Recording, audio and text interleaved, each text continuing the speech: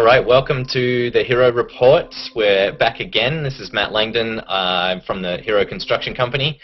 With me is Ari Cohen from the University of Nebraska. And this week we have Drew Jacob, who has all sorts of heroic things happening in his life. So I'm gonna jump straight to Drew so he can introduce himself. So, Drew, can you tell us a bit about who you are, who you used to be, and what you were doing, and we'll get into the why on what you're doing soon. Definitely. Drew Jacob. I'm the Rogue Priest, roguepriest.net, and basically my upcoming plan is to walk from the United States to Brazil. I'm a priest. I'm a trained polytheist priest, and have decided to leave behind the temple and a settled, life with a job and a home and that kind of thing, and to go out and live as close as I can to the way that people live in the sacred myths, and try to actually go out there and meet the gods. So. Great. So you're leaving from Minnesota, right? Correct. Yeah, I'm going to start at the source of the Mississippi River and follow the river down and start the journey that way. Okay, so can you now tell us why you're doing this? Tell us a little bit about what the heroic life means to you, and yeah, go from there. And I know Ari would like to hear about the myth piece on this as well. Sure, definitely. Yeah, well, basically, I've like anybody else in the world, right? You grow up hearing these amazing stories of heroes. Some of them are just pure fiction, Star Wars, Harry Potter. Others are, considered sacred and have this, thousands of years of history behind them, the ancient Greek myths, the Bible, whatever it might be.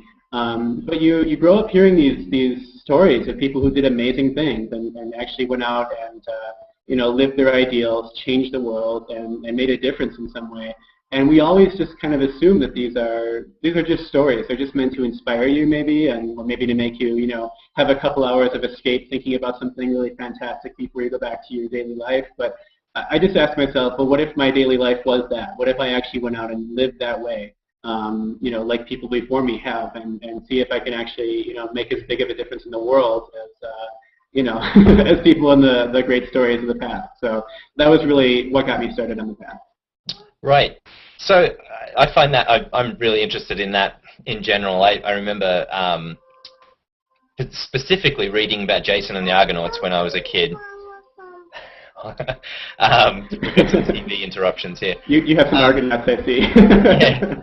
And it just really hit me. I don't know what it was. I think I had a friend named Jason, so I think that might have been something that really connected with me. But it definitely, and it's something that I think I only read once, and it was a kid's version, and then, I mean, it stayed with me for a long, long time. So, Ari, maybe you can jump in now and ask some questions about this. Yeah, I'm absolutely fascinated by this, Drew. I think the big question, as someone who sort of studies those kind of civilizationally founding myths, I'm really fascinated by the idea of actually trying to put yourself in these kinds of situations, right? To say, hey, this is a really fascinating story, and look at all of the things that come from being in those kinds of situations. But I wonder if you could talk a little bit really about what you hope to have happen, or what you're thinking might happen, what the possibilities are that you're looking for.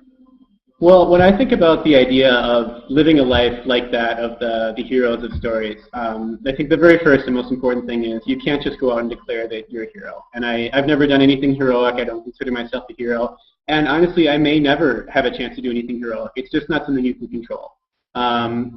And likewise, there's a lot of elements of these stories that are just fantastic. I mean, I don't really expect that I'm going to go out and meet a sphinx. I don't expect that I'm going to have to, like wrestle with a titan or anything like that. The world is what it is. But when you look at those stories, there's many different ways to interpret them. But when you look at them in terms of, well, how could you live this life? The thing that really stands out to me the most is that, whether it's Gilgamesh or Hercules or any of these, mythical characters, really their lifestyle is about going out and challenging yourself. It's about not just sort of waking up and doing the same thing day after day after day, but leaving behind a safe and comfortable lifestyle and going out and looking for the things that are going to push you to your absolute limits.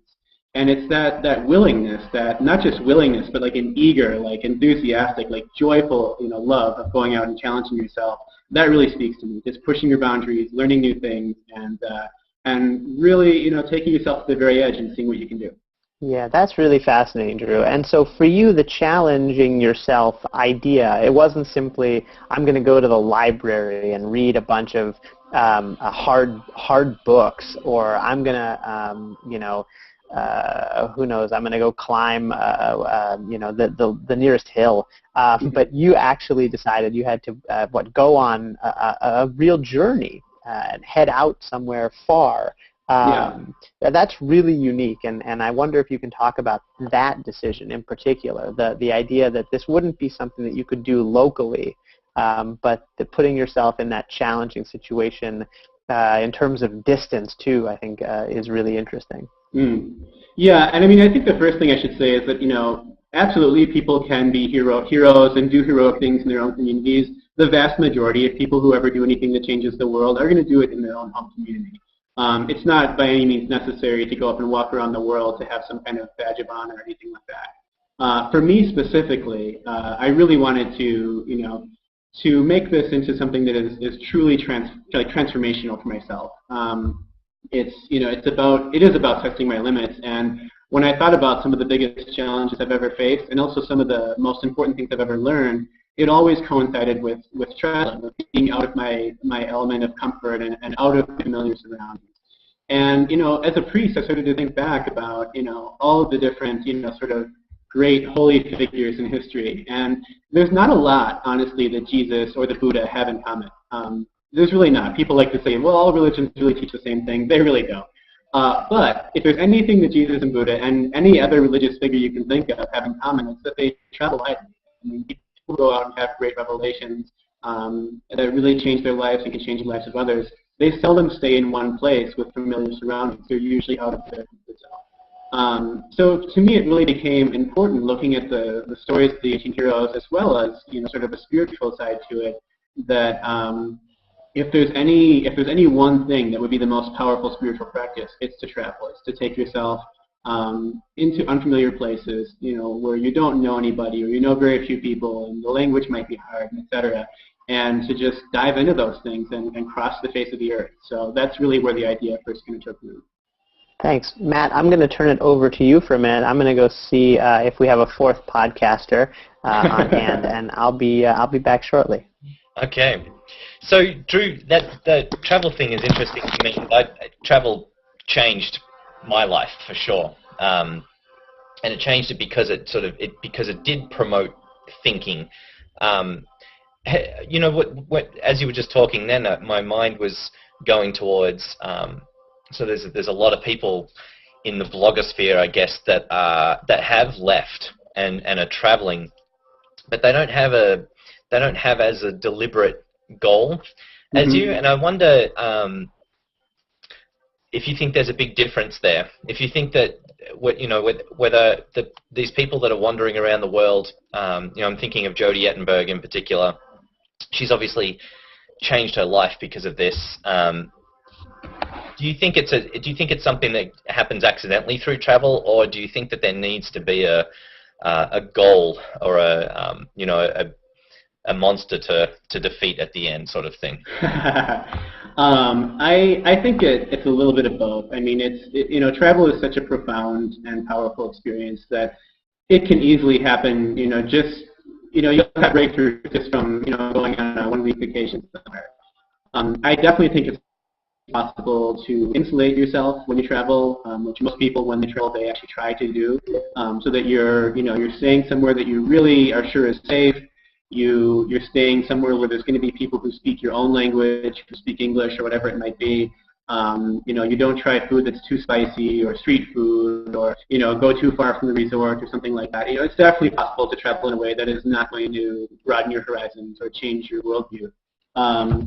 But unless you're really going out of your way to sort of insulate yourself, there's going to be some of that anytime you go anywhere new, even if it's just driving 100 miles in the direction you've never been before, let alone crossing the entire world. So, in my opinion, the longer that you're traveling and the more you really learn to sort of revel in that uncertainty and to use it to challenge yourself, the bigger an impact you're going to have. And that's a big part of why I chose such a big goal for myself and such a lengthy, like 7,000 mile journey by foot. So, so yeah.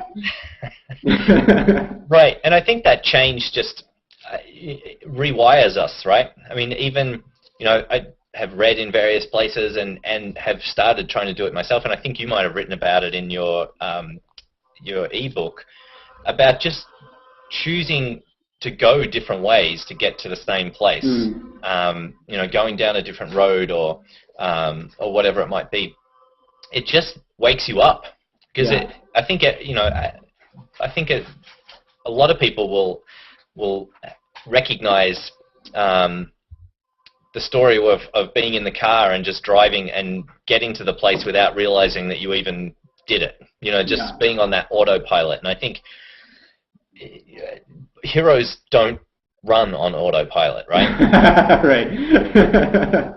Yeah, that's very, very true. And it's I really believe that it's hardwired into us. If you look at just what the human species is, for literally millions of years, our species depended on continuously moving. I mean, even before we were nomads with flocks of tame animals, I mean, just when we were essentially, little more than apes ourselves, as a species, we moved around. We would range over vast distances every year to sort of, move toward new food sources or change with the seasons.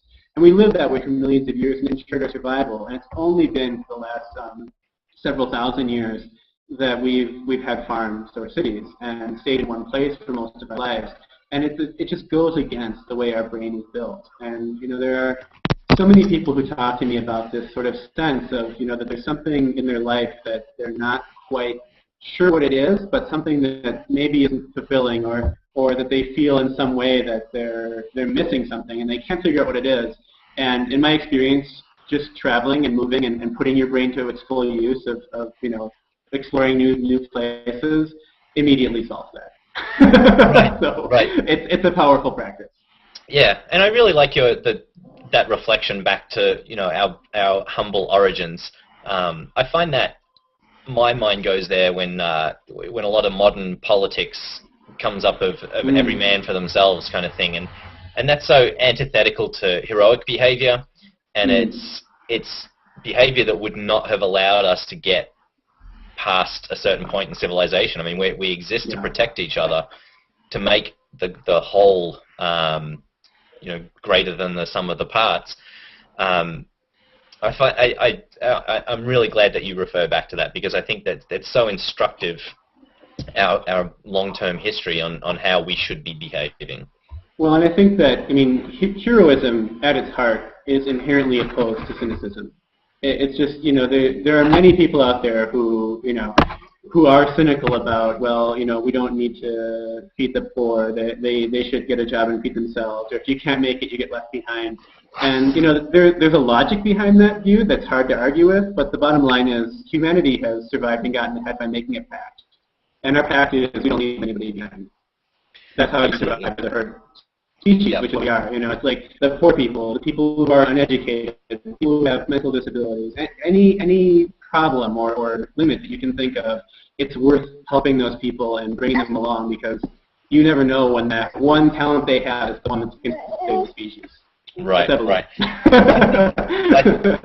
I was talking to someone about this recently, about the in feudalism in Europe particularly, there was the concept of the noblesse oblige, which is the obligation of the nobles that there was always a relationship there, and it seems that there's an idea that if you're the nobility, which is basically our moneyed people now, there is no obligation. It's your money, it's your power, you do whatever you want with it. And that, I just don't, it's not a long-term solution, right? And bringing it back to heroism, I mean, that's the bystander effect is kind of repeating that, we can't survive if we're ignoring what's going on around us and refusing to act despite a risk or sacrifice. So, Drew, can you talk? What are you hoping? Yes, that's exactly it. Yeah. what are you hoping, or what are you visualizing at the end of this trip? And trip is very flippant. At the end of this journey, what kind of Drew do you see coming out of this? That's a really good question. I think the most honest answer I can give is that it's a big question mark. I mean, I can talk a little bit about my goals. I said earlier that a big part of living a heroic life is just going out and challenging yourself constantly. That certainly is one side of it. The other side that we haven't really talked about is that I really believe that it's about living for ideals, and that oftentimes that means going out and searching for something that maybe realistically you will never find. And I think that that's a core element of many of our myths and stories. Sometimes the hero ends up getting what they need and bringing it back. Other times, like with Gilgamesh, they actually fail. I mean, Gilgamesh is the first hero of human history, and he actually failed in his objective, which is to find some way of beating death. But in the course of looking for that, he's taken all across the face of the earth and even into the world of the gods themselves. And so, often when you read these beautiful myths and stories, you sort of get this sense that, just beyond the horizon, there's something divine watching us, right? Like you could go out and actually find the gods and Mount Olympus, if you just look long enough. And so adding that sort of mythic element to it was really important to me, and I decided to just aim for the absolute biggest goal that I could think of, which is I'm going to meet the gods. What does that mean? Does that mean I'm going to actually run into them and they're going to appear to me in a vision? I don't know.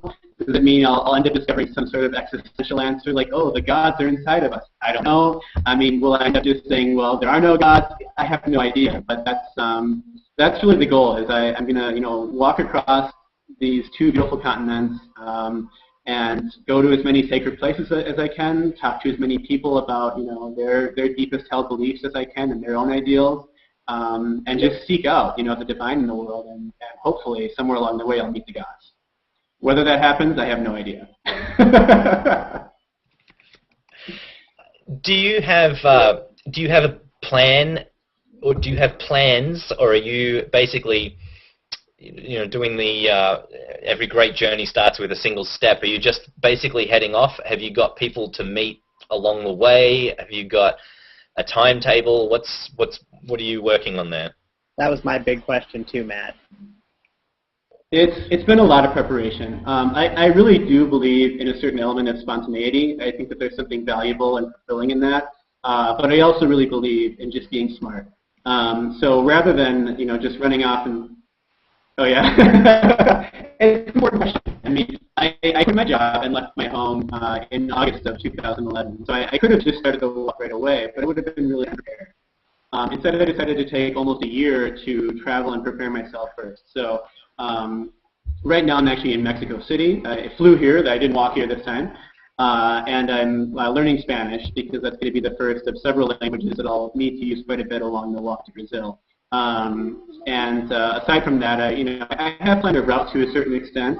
I have kind of a rough idea of the route I'll be taking, but that's going to kind of come in the moment. It's going to be, more an issue of, what do the next 100 miles look like? Is this highway a safe area? Is there somewhere to stay in this town? And to kind of plan out, a week at a time or a couple of weeks at a time the route I'm going to take. Got it. So we're into our last third. Audio. There we go. We're into our last third of the show, so I want to cover two more things, and then Ari, you may have things as well. But one is, I know you have a definition for heroism, so can you share that with us, because it's something that we like to discuss often.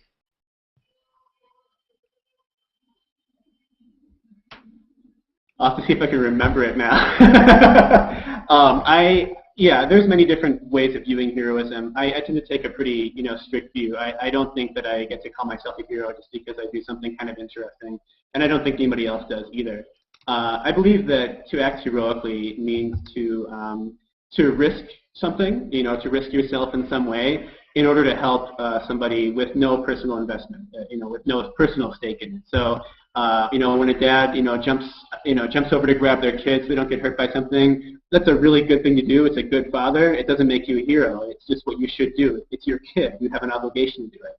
It's really when you go out of your way to risk yourself and help people either who are strangers to you or you have no personal reason to help them. It's just purely out of altruism. That, I think, is when it's going to go. Ari, have you got anything to add to that or question on that? Well, the fourth podcaster here, my son Judah, is really interested in videos of Elmo, a lot more than videos.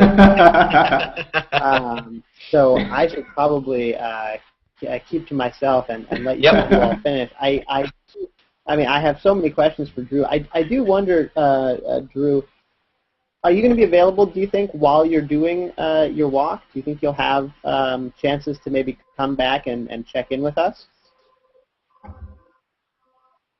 Yeah, definitely. And that's something people ask me a lot, is both, are you going to be in contact with people, and also how the heck are you paying for this? And the answer is I'll be working the whole time. I work online, so I will be taking a notebook computer with me and a smartphone, and planning, hopefully, to have a data plan, so I can have satellite links to the internet wherever I might be without relying on local internet.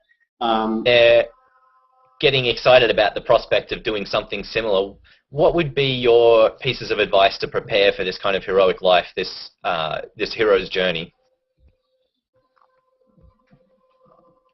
Well, I would say it's really one of those things where there's two different extremes that are both wrong. One extreme is to just jump in it, no planning, run out there and take a big risk. And honestly, I've taken big risks with no planning before, and it does not turn out well. I mean, you can do a lot with just enthusiasm and energy and willpower, but you can't do everything. So the first thing I would say is definitely plan it. Plan every possible way to be safe and to minimize risk while you're doing it. But the other extreme that is also wrong is to get too meek about it. I mean, people will nonstop tell you how scary it is, how unrealistic it is, how dangerous it is. And if you're really intent on living for your ideals, go out and live for them regardless. I mean, for other people, it might not be walking across the world. It could be anything. But if you're going to go out there and live for your ideals and really try to leave your mark on the world in the few years that we have before we go, then do it and don't let anything hold you back. And also, anybody who wants to talk with me about this kind of stuff, you can find me at my blog, roguepriest.net. And I'm always happy to take emails or chat on Twitter or anything else. And any advice I can give, I'm happy to give. So. Fantastic. And so is the trip's going to be documented generally on roguepriest.net? Yeah, it definitely will be. I plan to blog throughout the entire journey and keep everybody updated as I go. So, yeah. Great. Well, Ari, I might let you sign off with any thoughts or questions, and then we can wrap things up and let Drew get back to Mexico City. Well, from myself and from my son, who really wants to see some videos of Elmo. Thank you, Drew, for joining us. Matt, thank you. And next week, my hope is that there will only be adults on the podcast. This one doesn't love podcasting as much as I do. But hey, for people who've been listening to the Hero Report, here is a sneak peek inside of what goes on. A lot more Elmo than perhaps you would have thought. And I think that's a risk every time we record the Hero Report at one end or the other. So, Drew, thank you very much for taking the time to talk to us, and we definitely hope you'll come back. So everyone, thanks a lot. We will sign off here, and we'll see you next week, same bat time, same bat channel.